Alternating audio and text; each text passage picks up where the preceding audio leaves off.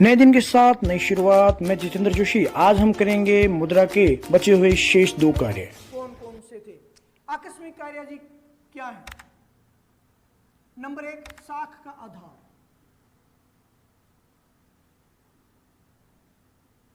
साख का आधार, आपकी साख और उसका आधार क्या है? मुद्रा।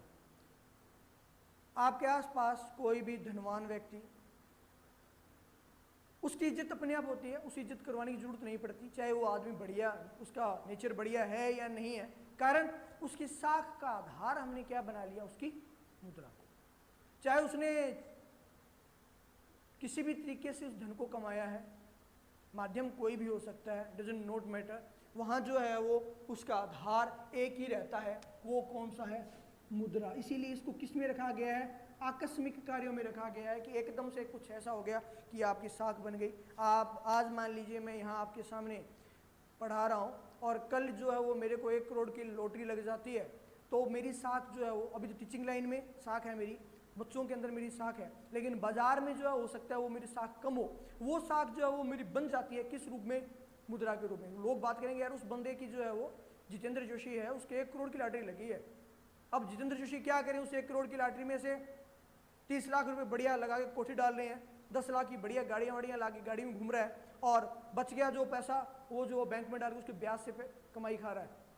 तो वो क्या? उसकी साख बन गई। लोग कहेंगे यार इसको कमाने की क्या जरूरत है, इसके पास वैसे बहुत ज़मीन है, इसके पास वैसे बहुत पैसा है। और आप में से अधिकतर लोग जो अपनी ज़मीनों को ठेके पे देते होंगे और उस ज़मीन की आप बैठ के जो है घर पे कमाई खा रहे होंगे। हालांकि आप लोगों में से अधिकतर जो है वो हो सकता है खुद भी काम कर रहे हो। तो आपकी साख का आधार क्या है? मुद्रा। आप बाजार में उधार लेने के लिए जाते हैं, दुकानदार बोलेगा जी ऐसे है 2 लाख तक का उधार दे दूंगा मैं, ये 2 लाख आपकी साख है। हमारे घर पे शादी होती है तो उस टाइम आप अपनी साख को देख सकते हैं। आप जाते हैं, पेमेंट की क्या बात है भाई साहब, आप कहीं जा थोड़ी रहे हो, वो आपकी साख है। नहीं साहब पेमेंट तो फिर आप इसे करो, जमा करवाई दो, 50% तो करवानी पड़ेगी। ये आपकी साख है कि उसको पता है कि यहाँ से जो है वो टेंट का सामान जा रहा है 2.5 लाख का, 50% यानी कि 1.25 लाख, यानी कि आपकी क्या मान के चला है? 1.25 लाख ही जो है वो आपकी साख मान के चली जा रही है। बाजार में कपड़े की दुकान पे नहीं उधार तो आजकल हमने बंद कर रखा है, और उसी में जो दूसरा बंदा जाता है उसको बोलते उधार के, आपके लिए क्या बात है, ले जाओ अपनी दुकान है, मर्जी होने पर लेके जाओ सामान, थोड़ी आपकी है ये दुकान था। वो क्या है? हमारा जो है वो साख का आधार आपका क्या हुआ? आपकी मुद्रा है, और उसी मुद्रा के आधार पर आपका बाजार में साख का निर्धारण होता है। फिर आता है जी संपत्ति की तरलता। संपत्ति की तरलता, ये क्या है? संपत्ति की तरलता, लिक्विडिटी बोलते हैं इसको। क्या होता है कि जो आपकी साख थी, ठीक है, पहला कार्य हमारा साख का आधार था, वो साख आपकी बनती है आपकी संपत्ति के आधार पे। आपके पास कितनी जमीन है, कितने वाहन हैं, कितनी जो है वो स्थितियां हैं जिनके कारण आप अधिक से अधिक पैसा खर्च कर सकते हैं, और आपकी वास्तविकता में आपकी संपत्ति के आधार पर ही आपकी साख का निर्धारण किया जाता है। कहना यार इसके बाद जमीन तो थी, बेच बूझ के नक्की करी इसने, कोई दम वाली बात नहीं है। वो क्या था? यानी कि जमीन बेच के नक्की कर दी, अब उसकी साख 0, क्योंकि संपत्ति की तरलता उसके पास नील हो गई। संपत्ति जो है वो क्या उसके पास अभी नील है। कहना कुछ नहीं, बस खराब ही हो गया, ये अच्छा भला चल रहा था इसका सिस्टम, अब बस उल्टे कामों में पड़ के जमीनें बेच दी, गाड़ियां गुड़ियां भी निकाल दी। सामाजिक आय का वितरण क्या है? सामाजिक आय का वितरण क्या है? देखिए, जो व्यक्ति अधिक कार्य करेगा, अधिक लगन से कार्य करेगा, उसके पास आय अधिक होगी, और इस सामाजिक आय का वितरण जो है वो निर्धारण होता है हमारी राष्ट्रीय आय से। किससे निर्धारण होता है? राष्ट्रीय आय से। और ये राष्ट्रीय आय जितनी अधिक होगी उतनी ही सामाजिक संपत्ति का वितरण बेहतर ढंग से होगा। तो राष्ट्रीय आय अगर अधिक है तो सामाजिक आय का वितरण भी क्या हो रहा है? अधिक बेहतर ढंग से हो रहा है। राष्ट्रीय आय के आधार पर सामाजिक आय का वितरण प्रति व्यक्ति आय निकाली जाती है। प्रति व्यक्ति आय निकालने के लिए क्या होता है, नेशनल इनकम यानी कि राष्ट्रीय आय और जो है वो कुल पॉपुलेशन का उसमें भाग दिया जाता है, और कुल भाग देने के बाद में प्रति व्यक्ति आय अर्थात सामाजिक आय का वितरण को बताया जाता है कि सामाजिक आय जो है वो कितनी कितनी है प्रत्येक व्यक्ति की, वो क्या है सामाजिक आय का वितरण।